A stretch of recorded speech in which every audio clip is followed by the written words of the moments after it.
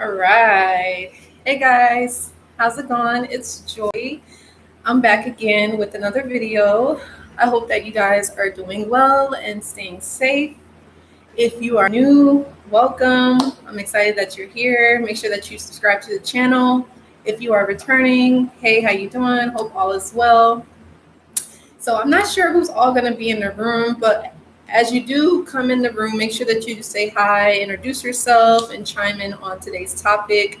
So today, you guys, we are going to be talking about when the narcissist comes back into your life, because we all know that the narcissist is going to hoover you. And when the narcissist comes back, is it for love or is it for attention and validation? Now, you guys, you know that this could be normal people too. It doesn't necessarily have to be a narcissist. This could be, just a normal person. Let's say you were dating them and, things just didn't work out. And maybe they could be reaching out to you and you could want to know, is it for love or is it for attention and validation?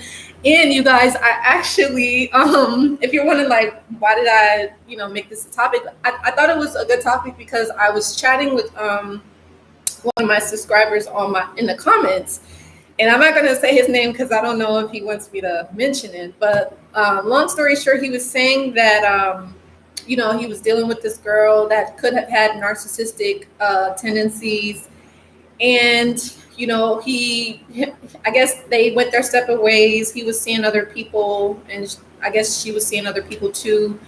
And he's wondering, like, if he should come back to her, and not saying he was a narc. Like I said, this could just be for people in general. But he was wondering, like, if he should, like, say something to her or reach out to her, maybe to, like, rekindle things or to see, like, how she's doing, etc. And he's just saying, like, is it because, like, he loves her, or is it just like the attention and validation? And I was just basically telling him, I feel like, because he was basically saying, like, they both, like, they're doing healing, they have a lot of things to work on. He's basically saying, like, they were like damaged goods, and so, they're probably really not in a position to be in a relationship, because if so, they're probably going to hurt each other. And so he was just asking me, like, hey, do you think, like, this is about love, or do you think I just need attention and validation? And I was just basically telling him, I feel like it could just be for attention and validation because, this is a normal thing, you guys. Like, this doesn't have to necessarily be a narcissist. This could just be a normal person. But a lot of the times, like, let's say if we break up with a person or whatever, or if it's like an ex or somebody we was dating or whatever, it could have been a fling too. But it's not necessarily you're reaching out to them because you want them back, but you could be reaching out to them because you just want to see, like, if you can still get their attention or if you can still get some sort of validation, like, or if you can just get, some sort of response, or you want to know maybe if they didn't forget about you or if they are missing you, or if they care about you. And for a lot of people, especially narcissists, this could be like for an ego boost, or, it's about pride. It's about, oh, I still got them. Like that's how most narcissists, like for them, like for a narcissist, they come back because, they want power and control. They could be jealous. They could be bored. They just could want a response from you. They could just want some supply. You know what I mean? And so you have that dynamic going on. But shifting over to the narcissist, though, like, absolutely, you guys, the narcissist, we all know dealing with narcissists and narcissistic abuse, this person is going to come back regardless. Like, that is a 1,000%, 1,000,000% guaranteed. Now, the question is when. You might ask, like, well, when? We don't know. But we do know is that they are going to come back without a shadow of a doubt, and I wouldn't recommend waiting around because I know sometimes it could be exciting, or it could be like exhilarating, or it could just be like an addiction, or it's like a rush that comes over us and we're just like waiting for the moment that they come back. But then we realize, like, either they're with a new supply, or, they just did it because they were bored, or, they just want to see like what you're up to, or they want to, maybe they could like look at your social media, or they may look at or they may ask around like family and friends, or maybe you met this narcissist at work and they could just ask about you and say like, oh, well, hey, how's this person doing? What are they up to? You know what I mean? And they could just be being nosy. Let me get a drink of water. 1 second, y'all. I be needing my water.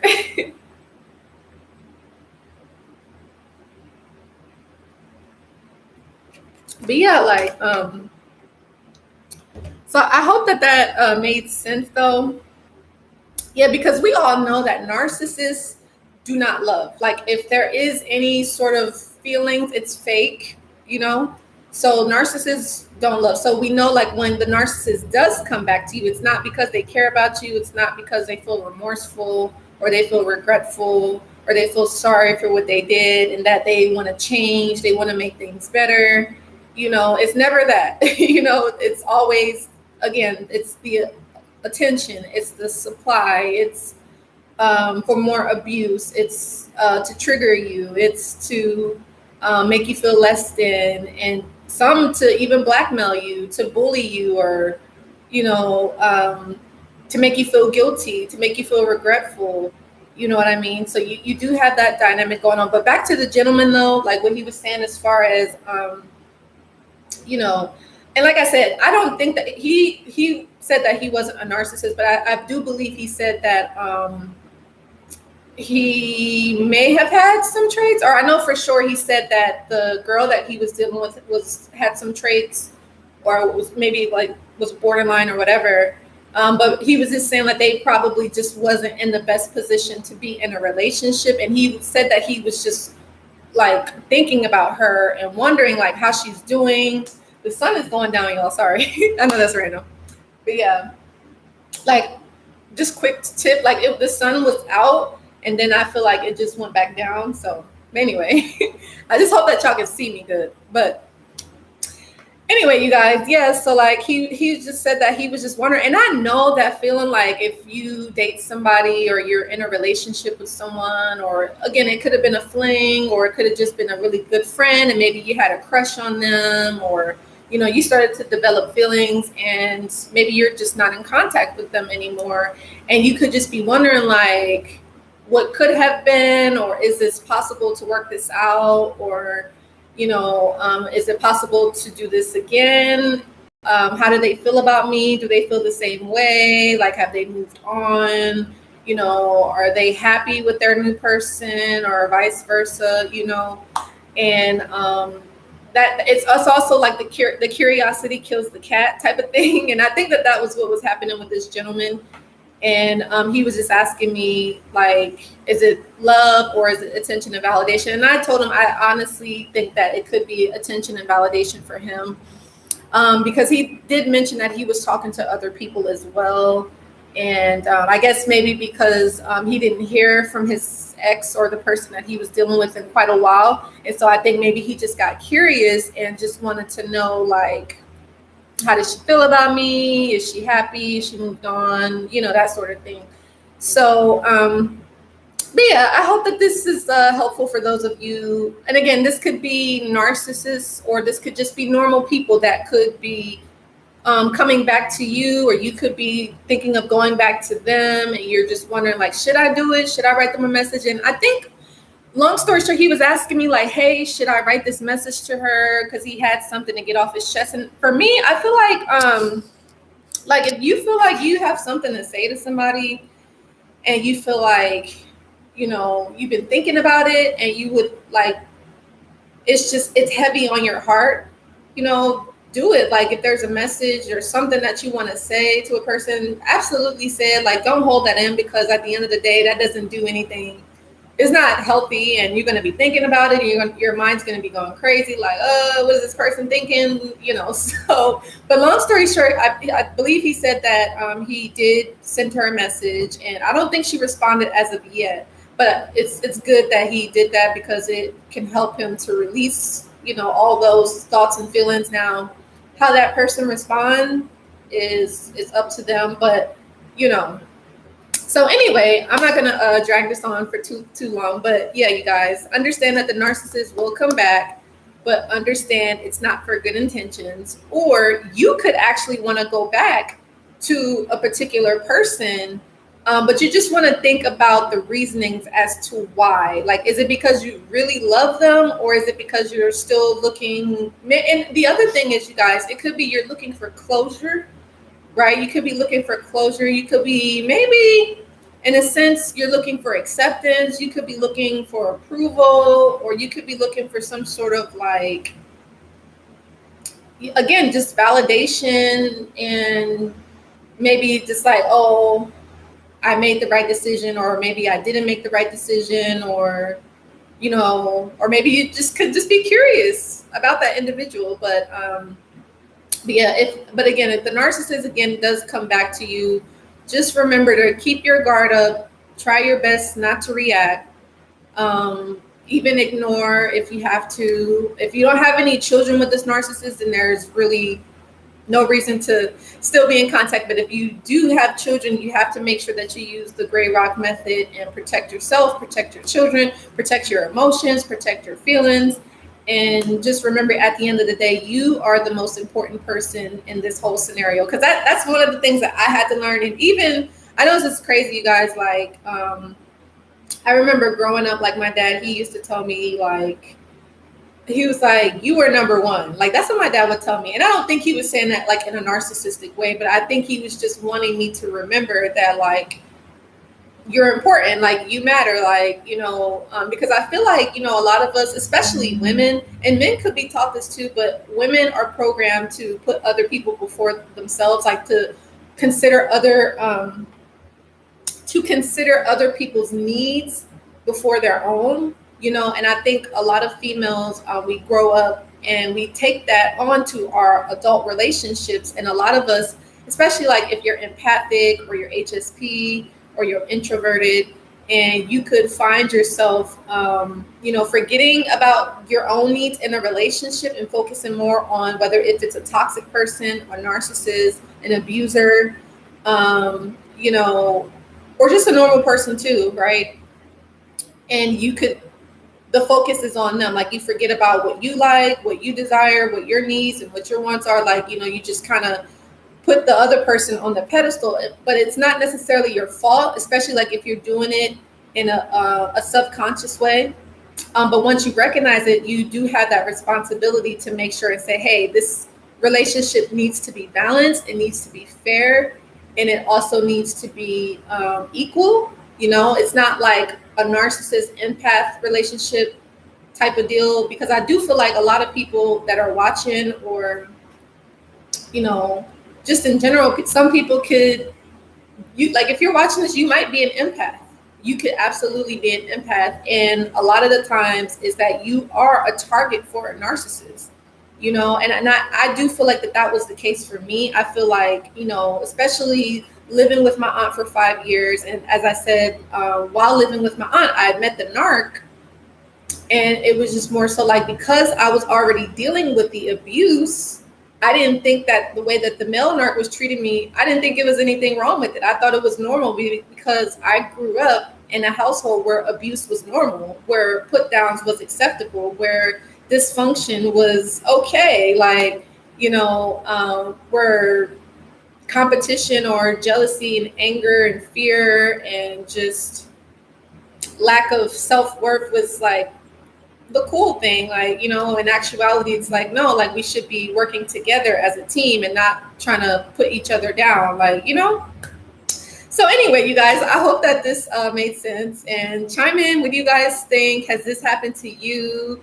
Do you feel like if you went back to the narcissist, you're doing it out of love, or are you doing it out of validation or attention? Or again, if it's on the flip side, if the narcissist comes back to you, do you feel like that narcissist really loves you? And 9 times out of 10, again, these narcissistic people, they don't love, right? They take. They suck you dry. They suck your energy dry. They want to suck your emotions. They want to suck your feelings. They really like the negativity. They can just eat that up for dinner. That's what they love, honestly. I can tell you that that's how my aunt was, and that's how the male narc was. They get like a sense of like fulfillment out of that. They they love your pain. So anyway, you guys, I know it sounds crazy, but that's unfortunately the truth. But so yeah, I hope that this video was helpful. And I know the gentleman that I was chatting with, he may watch it. So I didn't want to mention his name because I'm like, I don't know if he wants me to say it or not. But I hope that, I helped him, and anybody watching, I guess this is just a reminder to just, keep your guard up and to focus on yourself, love yourself, heal yourself, and just really understand if a person shows you who they are the first time, you want to believe it. Like, you don't want to play around with it. You don't want to think like, oh, like it's a game, and they're eventually going to change their ways, and maybe I need to do something different, or it's nothing that you can do. I guess at this point, only thing that you can do is focus on yourself, focus on your healing, and focus on your recovery. All right, you guys. So give this video a like if you enjoyed it. Let me know what was your takeaway and how this helped you. And again, maybe this is just a reminder or just some encouragement for those that are watching. And I did want to let you guys know. So I told you about the inner child book, right? The inner child workbook. But I think I shared this with you guys, the complex PTSD from Surviving to Thriving by Pete Walker. For those of you dealing with CPTSD, highly recommend getting this. I've read this already. It's really, really good. It just talks about CPTSD and recovering through your childhood trauma. This is another one for those of you that are overcoming your inner childhood wounds, and you're really struggling to move forward from the abuse and the trauma that you experienced as a child, and it could be holding you back from like past relationships. So I highly recommend getting this, you guys. It is on Amazon, and you guys know my book, Reclaim Your Life Back, My Journey into Understanding Narcissism. I highly recommend getting this book. And you guys know I share my story about me dealing with narcissistic abuse, and how I healed, how I recovered, and just basically tips and advice on how to maneuver, especially like if you're stuck with a narcissist, or if you're currently dealing with a narcissist, how to navigate through that, and just understanding the mind of a narcissist, so that way if you run into another narcissist, that you can just protect yourself and block them out of your life. You know what I mean? And just understanding the main concerns and issues that you might experience after dealing with the abuse, and how to tackle those concerns and issues, and also understanding the short-term effects and the long-term effects of narcissistic abuse. So again, so that you can work on not letting it affect you to that extent, so that way you won't have those long-lasting effects of the abuse, right? And then just other, like if you're co-parenting or parallel parenting, or if you're married with this narcissist, and just how to reclaim your life back, how to just get you back, get the old you back, like the you that you was before you met the narcissist. And that's another thing, you guys, like I do remember the old me that I used to be, like before I met the narcissist, and I'd be thinking like, wow, like I'm different. You know what I mean? And you could be feeling that way too. You're just like, wow, I'm not the same. Like you're like forever changed, So and like I also have self-help tools and worksheets in this book as well. So like if you're wondering, I have like mirror work affirmations, to help you like build up your self-esteem, because I know a lot of us, our self-esteem is just not so good because the abuse, if you're abused, you guys, like it takes a toll on you. It really just kills your self-image, your self-worth, your self-value. Like you don't have that anymore, and you have to rebuild that back up, right? You have to build up your confidence. A lot of us, we don't have high confidence anymore because we believe the lies of the narcissist.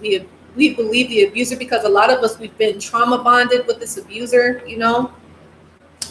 And then also have like this gratitude list. I also talk about what are your triggers to help you to understand, and to help you to prevent being triggered. And if you are triggered, how to have a better response to your triggers. And I also have some inner child healing affirmations, rebuilding your self-esteem, assertiveness training, especially for, for those of us that have a personality that's different from normal people. So like if you're super sensitive or you're HSP or introverted, just very like, soft spoken, or maybe you could have been bullied a lot in high school or middle school, and, maybe you're a people pleaser, that sort of thing. And, just changing your beliefs about yourself. And that's a big thing, because a lot of the times we can get stuck with narcissists because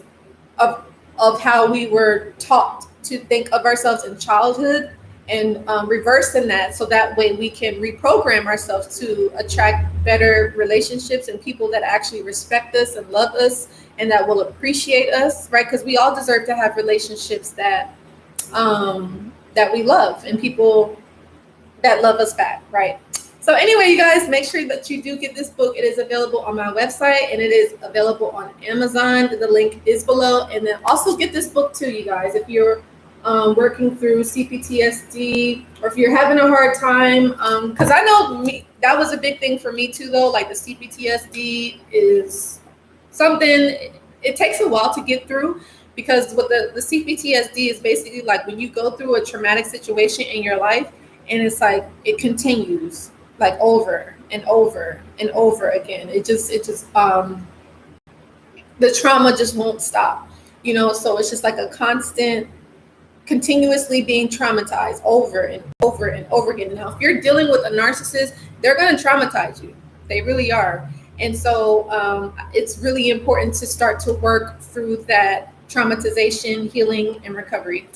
All right, you guys. So that's basically the video. I hope that this was helpful. Give this video a like, share, and subscribe. Share this with someone if you think it can help them or bless them. And if you guys want to reach out for any sessions, any advice, any readings, any courses, inquire about my coaching program or my book, definitely go to my website, or you can send me an email at livenarcfree9@gmail.com. All right, you guys, I love you so much, and I'll see you on the next video. Take care. Bye.